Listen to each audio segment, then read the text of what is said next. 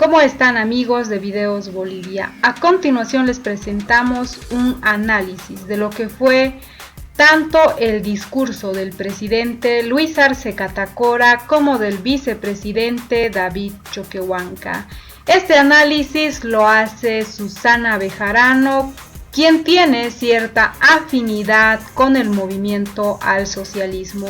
Ella hace un análisis al respecto de las palabras de Luis Arce Catacora y David Choquehuanca. Escuchemos a continuación el análisis sobre el discurso tanto presidencial como vicepresidencial y luego continuamos. Saludarte, Guaira, también, y a toda la gente que nos está viendo. Pues yo creo que lo primero que titularía es: Bolivia se reencamina a la recuperación económica y a un camino de unidad.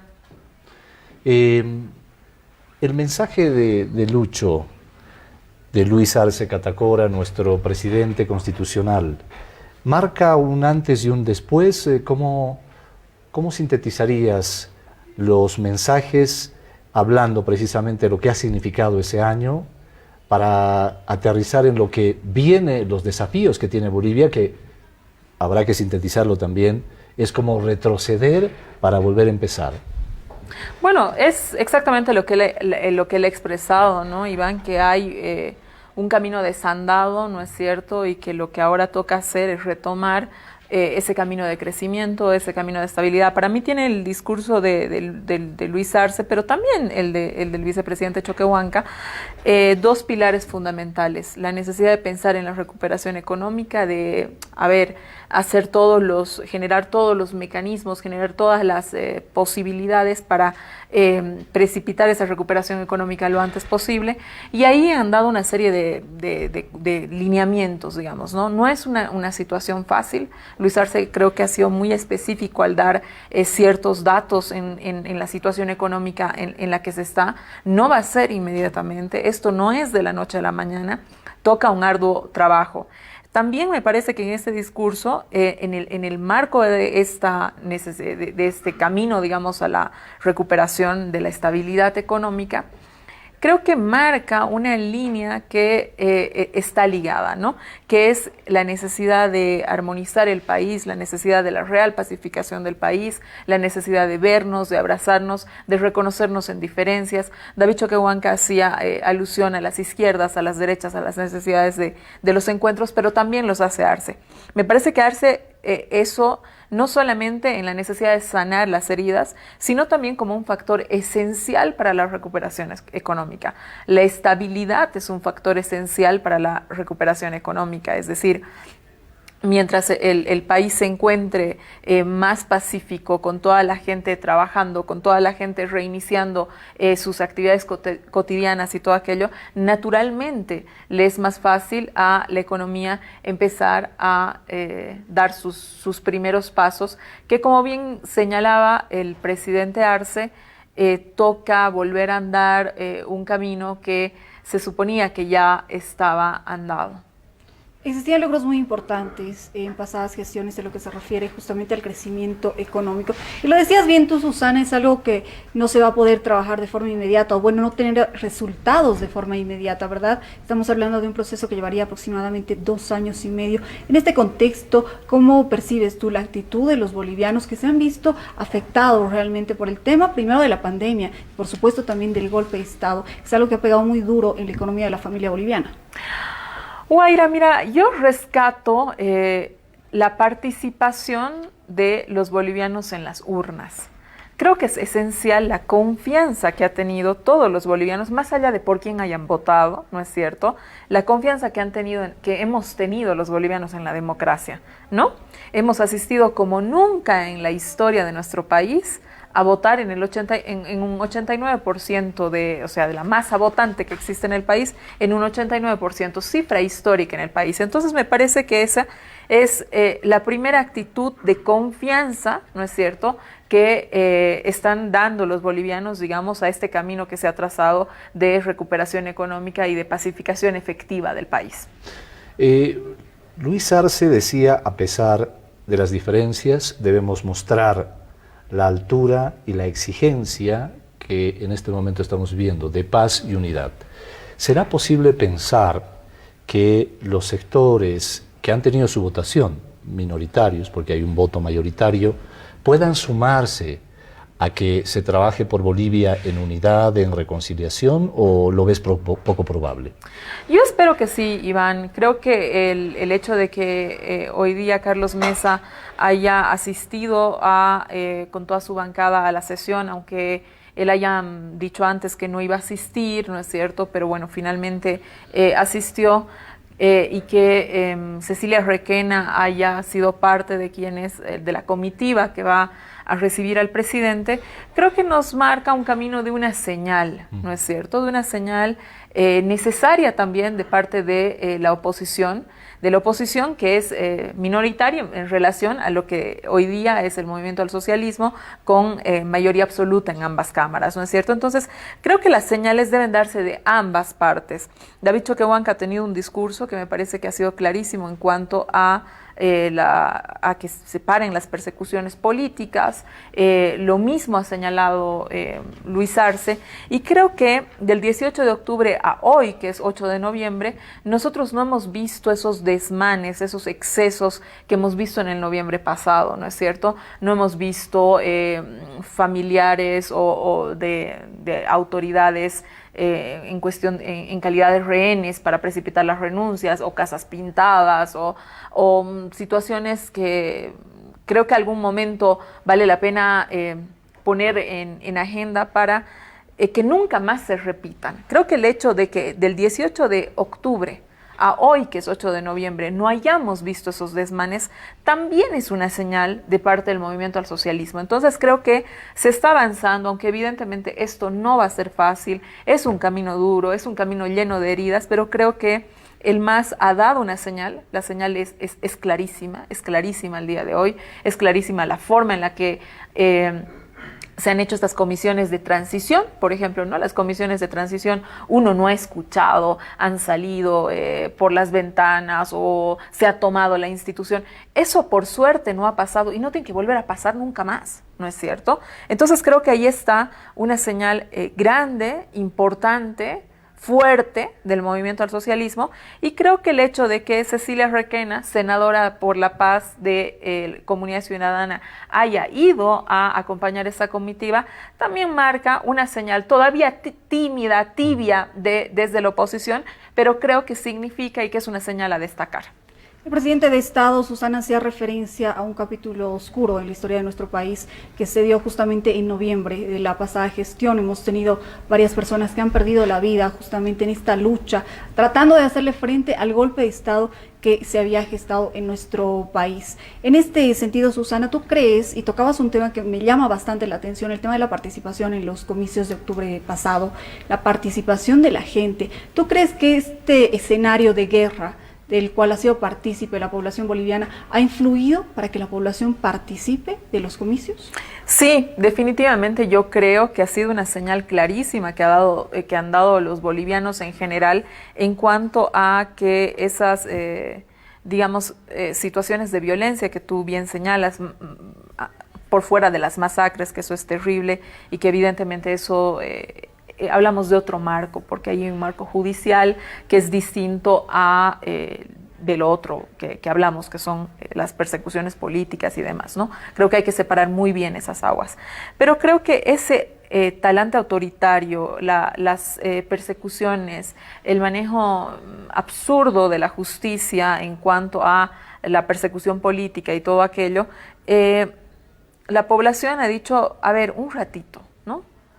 Creo que optamos nomás por una vía democrática, es en las urnas donde vamos a resolver nuestras diferencias, y por supuesto creo que ha dado con esa votación contundente a favor del movimiento al socialismo una señal que la oposición, otra vez la oposición, debe leer, digamos, muy bien para los futuros comicios, ¿no es cierto?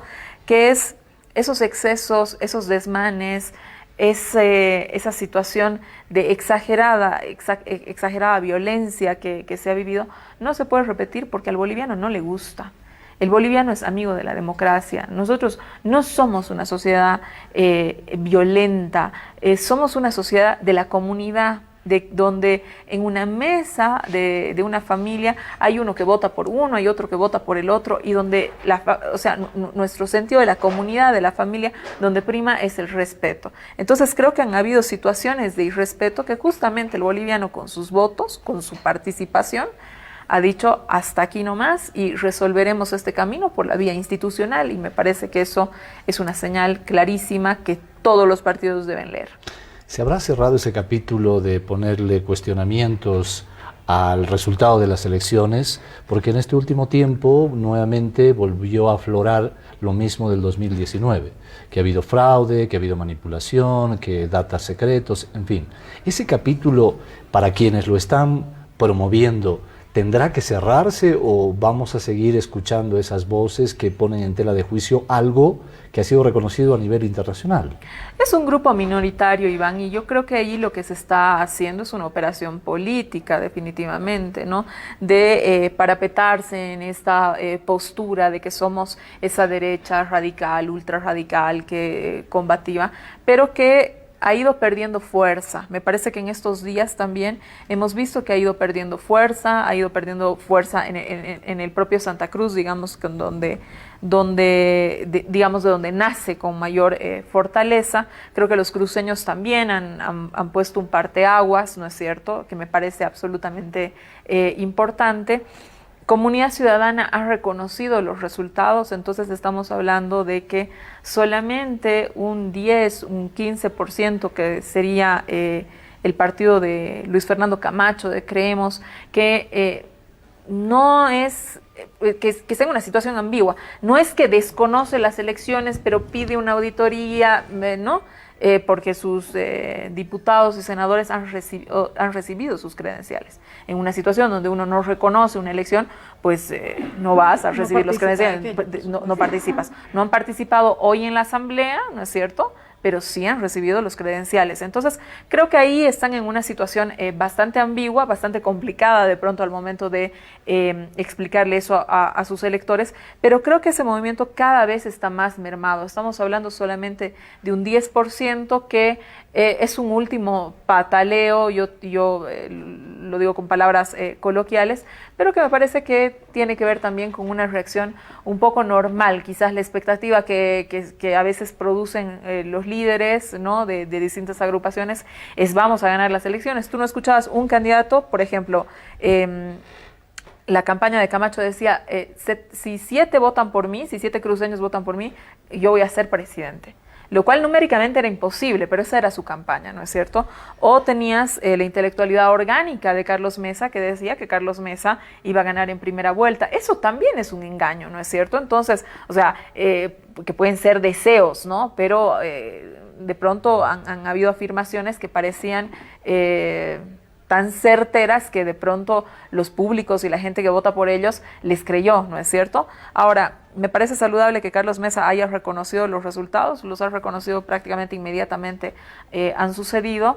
Camacho los reconoce de alguna manera implícitamente al recibir las credenciales, y creo que estas manifestaciones van a ir perdiendo fuerza. Lo que no significa, Iván, que vaya a ser un gobierno que sea una taza de leche para Luis Arce. No creo que vaya a ser así. Va a ser un gobierno complicado, fundamentalmente complicado por la situación económica en la que estamos. Susana, lo ocurrido el 18 de octubre en las elecciones generales, ¿crees que marca de alguna forma la configuración del panorama político que se venga después de las subnacionales? Pues de alguna manera es una tendencia, ¿no? Siempre hemos visto que los resultados de las elecciones nacionales, o por lo menos en las últimas 4 elecciones subnacionales que han habido, nunca han sido exactos a los de las elecciones nacionales, ¿no? Y eso es por distintos factores, es decir, el candidato que va a ser tu alcalde, por ahí uno en la población tienes votas más por las personas por ahí que por las organizaciones políticas y toda esta cuestión, ¿no? Siempre hemos visto que, por ejemplo, el MAS obtenía, no sé, el 60 y pico % en las nacionales, y de pronto en las subnacionales obtenía un 48, de pronto un 50, bajaba 10 puntos, ¿no es cierto? Me parece que esto es absolutamente normal, que tiene más que ver con una relación mucho más próxima de pronto que existe entre el votante y el que va a ser la autoridad local. Ahora, ¿tú te esperabas ese 55 y más por ciento? Porque parecía que iba a ser muy apretado y fue un resultado con 20 puntos y más de diferencia, Susana. ¿Qué pasó en el análisis ya político, sociológico? ¿Qué ha sucedido en la sociedad para que sea un resultado tan contundente, inobjetable? Mira, te soy honesta, yo no esperaba un resultado tan alto en favor del movimiento al socialismo. No lo veía, ¿no? Te lo digo como en calidad de politóloga, de analista política. No supimos leer lo que estaba ahí, que de alguna manera las encuestas lo estaban diciendo, ¿no es cierto? Ese voto secreto, ¿no? ¿Por qué escondías el voto? De alguna manera nosotros intuíamos que aquellas personas que escondían el voto era justamente por miedo a decir que militaban en el movimiento al socialismo por el inmediato escrache que sucedía, ¿no es cierto? Pero también la altísima cantidad de indecisos, ¿no es cierto? Esos indecisos, en general, las encuestas los reparten de alguna manera armónicamente, ¿no? Entre todos los partidos, dándole un poco más al primero, un poco, ¿no? Y así sucesivamente. Y creo que ahí no supimos hacer una lectura de lo que te estaban diciendo también esos indecisos, que históricamente eran mucho más altos que en otros momentos o en otras lecturas de las encuestas. Y un tercer factor me parece que también estaba en el tema de que no se tenía una información muy precisa de cuánta gente realmente tiene acceso al celular, ¿no es cierto? Entonces, como estas encuestas habían sido hechas a números de celular, verdaderamente no podíamos tener de forma precisa, porque era la primera vez que sucedía en Bolivia también, cuál era el alcance, digamos, proporcional, ¿no? A personas que tenían el acceso a celulares o a teléfonos, ¿no? Entonces creo que ahí también hubo otra distorsión del dato.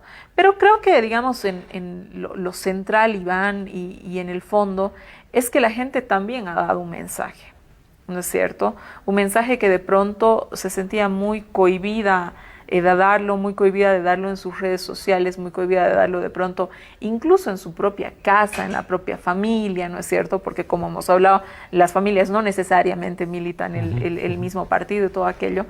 Y es un mensaje de que la gente no se quiere permitir racismo, ¿no? Hemos tenido expresiones desde las autoridades del Estado, la señora Áñez incluso, haciendo expresiones de salvajes, falsos movimientos sociales, ¿no? Denigrando así lo que uno considera su identidad también, ¿no es cierto? Entonces, creo que ha sido un mensaje muy duro y muy importante de la población en general, incluso estos profesionales de clase media, ¿no? Porque evidentemente no solamente el movimiento al socialismo ha ganado con el movimiento social, también ha ganado con la clase media, ¿no es cierto? Es una clase media que podía acceder a un crédito, que podía pagar el crédito de la casa, el crédito del auto, y que no quiere ser racista, ¿no es cierto? Que no quiere un país dividido, que no quiere un país donde fisionómicamente uno se sienta discriminado por una u otra situación. Entonces, donde quiere que sus hijos, al igual que ellos que ya han podido salir profesionales, también salgan profesionales, donde quieren hijos, donde se tenga educación. Entonces, para mí, ese mensaje que estaba, digamos, con el curso de mientras avanzaba la gestión del anterior gobierno, que ese mensaje iba calando en la gente. Y creo que eso no ha podido leer, no hemos podido leer los analistas, tampoco han podido leer las encuestas. ¿Por qué tan poco tiempo se cae la economía? O sea, ya estaba la pandemia, pero al escucharlo a Wilfredo Chávez decir que se ha entregado un informe de los ministerios que muestra un desastre de manejo administrativo y de todo lo que significa el movimiento del aparato del Estado, uno se le para los pelos. Dice, entonces, ¿cómo es que manejaron la economía del país? ¿Con qué responsabilidad? Porque las consecuencias indudablemente van a llegar y están afectando a todos. Iván, tú has sido funcionario público, no sé si tú también, ¿no es cierto? Bueno, la gente que nos está viendo y que por ahí no han sido funcionarios públicos, la función pública es una cuestión sumamente delicada, ¿no es cierto? Donde hay que no solamente tener convicción, buena voluntad, qué sé yo, sino hay que también conocer los procedimientos y lo que establece la norma, ¿no? Muchas veces, digamos, pasaba que uno veía cuando había cambio de autoridades, etcétera, que había un tiempito, ¿no? Donde estos nuevos funcionarios y estas nuevas autoridades les tocaba, digamos, conocer cómo funciona la administración pública.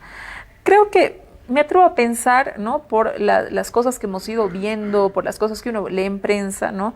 Que no había una mayor preocupación por los procedimientos, ¿no? Creo que ahí hubo una falta importante en seguir, digamos, todas las normas y las reglas que establecen las leyes en el país para la administración de la cosa pública. Luego me parece que hubo una suerte que a nombre de la pandemia de toma de decisiones económicas muy precipitadas, de pronto compras excesivas en instancias que de pronto tú dices, ¿para qué? Por ejemplo, tenías un YPFB comprando respiradores, ¿no? Una compra fallida de pronto respiradores y tú dices, bueno, equipos de bioseguridad para sus trabajadores es una cosa, pero respiradores ¿para qué? ¿No es cierto? Tampoco era un programa de asistencia al Ministerio de Salud, es decir, no había ninguna, no, entonces hubo, me parece un impulso de estas nuevas autoridades que se hicieron cargo el año pasado de comprar, de gastar. Me parece que hubo malos procedimientos, pero también muy malas decisiones, ¿no? Creo que muy malas decisiones. Y eso hemos visto que en muchos casos se ha traducido en corrupción también, Iván, ¿no? ¿Qué otros aspectos, Susana, podrías destacar al margen de este tema del conocimiento de la normativa en cuanto a procedimientos, ¿verdad?, dentro de la esfera pública? ¿Qué es lo que más decepción le ha causado a la gente en relación a la imagen del gobierno transitorio? Bueno, creo que ahí es el tema de lo de los respiradores, ¿no? El tema de el uso de los recursos de uso y abuso, digamos, de esos recursos que eran destinados para la salud, que hayan quedado, digamos, en situaciones de corrupción que pues todavía no han sido del todo aclaradas, ¿no? Y que no hayan podido llegar a los enfermos en los momentos picos de la pandemia. Creo que ha sido algo que ha lastimado no solamente al gobierno de facto, sino también ha lastimado a la oposición en pleno, ¿no es cierto?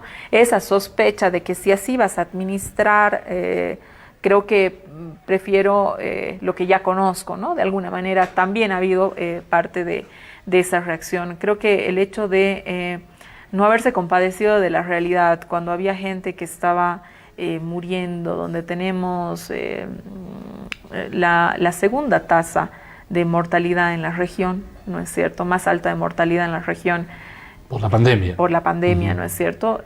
No compadecerte de esa realidad e intentar procurar al menos de que todos esos recursos que se han destinado a través de créditos, a través de el Banco Central, ¿no? Porque lo decía hoy día Luis Arce, el presidente Arce también,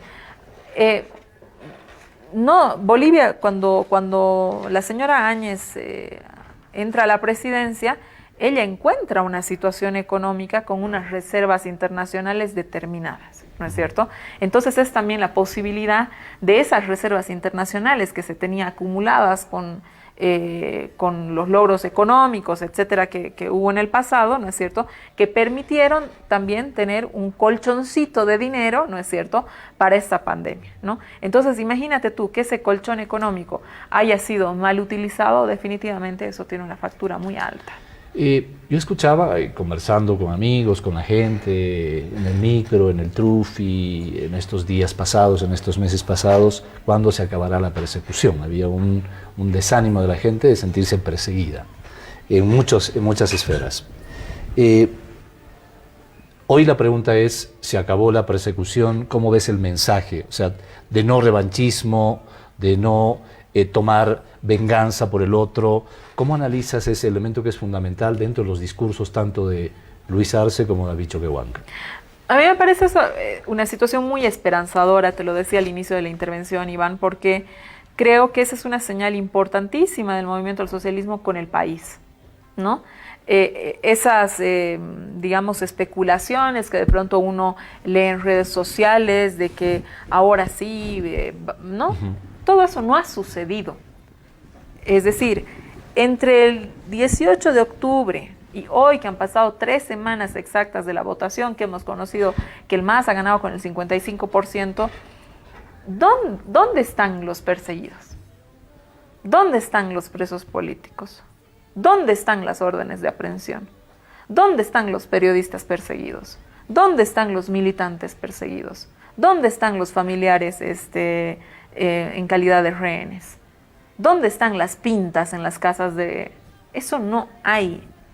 Y eso es una señal importantísima. A mí me parece que ojalá, ¿no es cierto?, que el movimiento al socialismo pueda seguir los lineamientos de lo que hoy día han dicho el presidente y el vicepresidente en sus discursos, ¿no es cierto? No somos igual, queremos ser mejores, ¿no? Creo que con ese mensaje, digamos, tan fuerte, tan profundo, es una cosa con la que yo me quedaría, porque parte de la recuperación económica, lo ha dicho el presidente Arce en su discurso, es la estabilidad. Nosotros necesitamos estabilidad política y necesitamos recuperar la institucionalidad del Estado, que en efecto, Iván, el MAS, por ahí ha tenido una infinidad de errores que los podríamos enumerar todos y analizar cada uno de ellos, ¿no es cierto? Pero creo que la población le ha dado al MAS, a la oposición, hoy la oposición y a todos, una señal de credibilidad en las instituciones. Ha ido a votar. Y esa confianza no puede ser defraudada. Se ha recuperado entonces la confianza. Le agradecemos a nuestra politóloga por estar con nosotros y por tocar estos puntos tan importantes. Ya cambiando a otro tema, a otra esfera, la Asamblea Legislativa Plurinacional. Hay un elemento que llama mucho la atención, Susana, y es la participación de la mujer. ¿A qué se debe que la mujer en los últimos años haya asumido este rol tan protagónico? Bueno, hemos tenido leyes de discriminación positiva, ¿no es cierto?, donde, aunque a los partidos políticos todavía les cuesta, ¿no, Guaira? Es verdad, sí. Tú sabes, ¿no?, que el tribunal tiene que estar detrás de ellos. A ver, aquí hay una situación de paridad, tiene que ir un hombre y una mujer. Y pasó, ¿no? Porque incluso habían protestas, ¿verdad?, en puertas del Tribunal Supremo Electoral exigiendo justamente lo de la paridad de género. Sí, creo que los movimientos feministas ahí son fundamentales, ¿no es cierto? Porque luego ve uno la asamblea colorida, llena de mujeres y uno a veces se olvida porque es así, ¿no es cierto? Y ahí los movimientos feministas realmente hay que darles todo el reconocimiento a ese impulso. Mira, yo creo que se trata, el propio hecho de que Yanine Áñez haya podido llegar a la presidencia, que más allá de todos estos entuertos institucionales que lo sabemos, ¿no es cierto?, que haya sido ella y no Óscar Ortiz, o que haya sido ella y no Arturo Murillo, se debe a una situación de paridad, porque cuando hay la mujer es presidenta, el primer vicepresidente es hombre y la segunda vicepresidenta es mujer. La directiva también está conformada así, ¿no es cierto? Así se ha hecho esto desde la gestión de Gabriela Montaño, donde se ha hecho pues un impulso real, ¿no es cierto?, para que la mujer no esté simplemente en los cargos de suplencia, sino más bien en estos cargos de titularidad. Creo que es un avance fundamental. Ahí ya no hay retroceso, ¿no es cierto?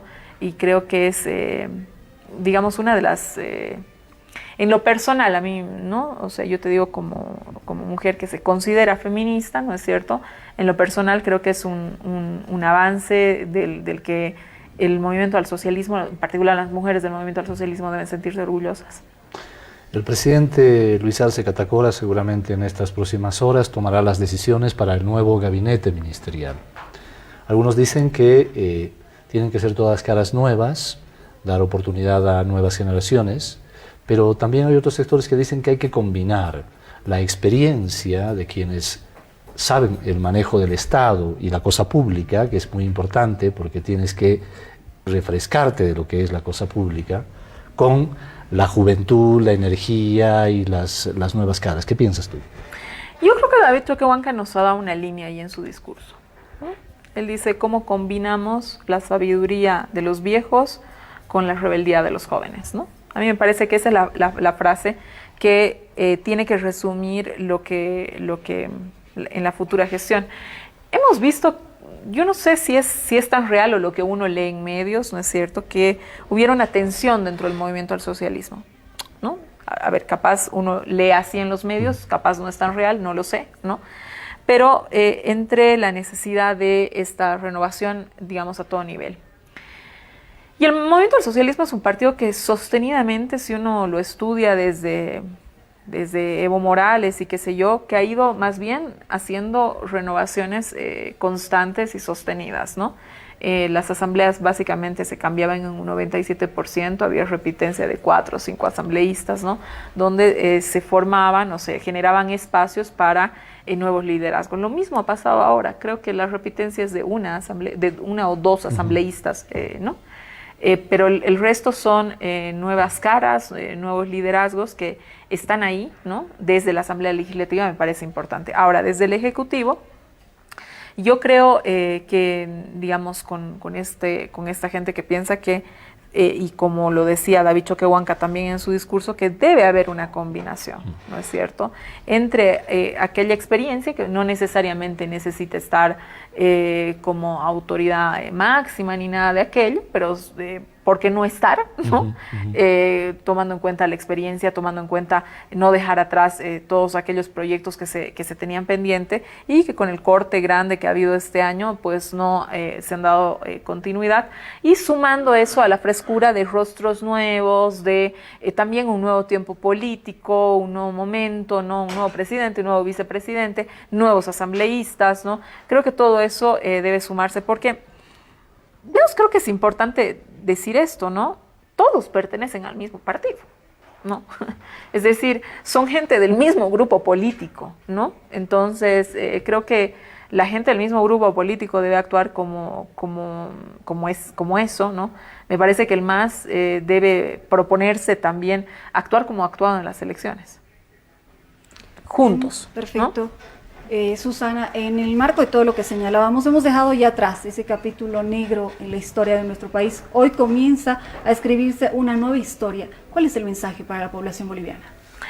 Mira, yo creo que el mensaje, o sea, lo que yo rescato de los dos discursos, lo decía al inicio, en calidad de titular, es la reencaminación a la estabilidad económica y la necesidad de una pacificación real del país, ¿no? O sea, donde realmente se frenen estas persecuciones, se pare con toda esta situación que de pronto ha generado tanta zozobra en tantas familias. Creo que es necesario empezarnos a mirar desde la diferencia. Esa es la propuesta que finalmente tanto el presidente como el vicepresidente nos han hecho en sus discursos, y esperemos que así sea, que esto sea de esta manera y que así se cumpla, porque creo que la única manera de que el país salga adelante en medio de crisis, en medio de una pandemia, en medio de heridas entre hermanos, ¿no es cierto?, entre hermanos bolivianos, es justamente proponiéndose hacerlo juntos. En el plano internacional, Susana, ¿cómo va a repercutir esta victoria en Bolivia del movimiento al socialismo y con ese porcentaje, tomando en cuenta que también vienen aires de renovación en cuanto a elecciones en otros países próximamente? Y lo que ha sucedido también en Estados Unidos, ya Trump no va a ser presidente, entra Biden, muchos dicen, pero siempre siguen la misma línea, hay una política ya definida, estructural en Estados Unidos. Bolivia siempre ha dicho, nosotros hablamos con todo el mundo, pero lo que queremos es que respeten nuestra soberanía y nuestras decisiones. ¿Cómo ves esos elementos? Yo creo que, mira, a ver, hoy ya se ha dado, ayer en realidad anoche, ¿no es cierto?, por ganador a Biden en Estados Unidos. Y aunque muchos han señalado lo que tú dices, finalmente son iguales, ¿no? Sencillamente uno es más amable que el otro, ¿no? Una cuestión así. Pero creo que es importantísimo el triunfo de Biden sobre Trump por toda la propuesta discursiva y ese acercamiento de Trump cada vez más abierto a la ultraderecha, ¿no? Hemos visto nosotros otros presidentes republicanos que no actuaban tan hacia la derecha como actúa Trump. Entonces, de alguna manera, el mensaje de los Estados Unidos también es frenar, poner un cordón sanitario, como se llama, ¿no?, a esa extrema derecha que finalmente le está racista, xenófoba, ¿no?, que le ha hecho tanto daño al mundo y que tiene, pues, de todas maneras, siempre unos puntos, digamos, de infección, ¿no?, en todos los países. Lo hemos visto aquí también, es decir, grupos de extrema derecha actuando, ¿no?, de pronto racistas, etcétera, ¿no? Entonces creo que la señal que se está dando desde los Estados Unidos hacia el mundo es una señal tremendamente importante por la importancia que es este país. Y desde nosotros creo que también hemos dado una señal tremendamente importante, porque después de haber vivido lo que hemos vivido, de haber sido objeto, digamos, de estudio, ¿no?, en medios internacionales, etcétera, donde Bolivia ha estado en el ojo de la tormenta, permanentemente observada, creo que también el mensaje que nosotros como bolivianos mandamos es que creemos en la democracia, ¿no?, que ese es el camino por el que nosotros optamos. Y creo que siempre estos mensajes que producen países, aunque seamos muy chiquitos y aunque tengamos una economía muy pequeña y todo aquello, ¿no es cierto?, siempre irradian y siempre sirven de luz para los otros, como cuando a los vecinos les pasas, ¿no? Bueno, en Chile ya se dio un paso, van a tener una nueva Carta Magna, la van a trabajar y eso ha pasado hace poco, entonces podría estar Ecuador surgiendo, está a la vuelta sí, ¿no? Podrían estar surgiendo soplos de aire, de cambios en la región, precisamente, que se complementan con todo lo que está sucediendo a nivel latinoamericano. Esas fueron las palabras de Susana Bejarano, quien hace una valoración de lo que fueron los discursos tanto del presidente electo Luis Arce Catacora y David Choquehuanca, vicepresidente de Bolivia, en su primer discurso oficial como autoridades de Bolivia. Susana Bejarano asegura que es un discurso que convoca a la reconciliación y que no quiere volver al pasado. Esas fueron las palabras de la analista Susana Bejarano. Al respecto de su análisis, te invitamos a dejar tus críticas y comentarios. ¿Cómo evalúan el análisis de Susana Bejarano? No olviden dejarnos sus comentarios.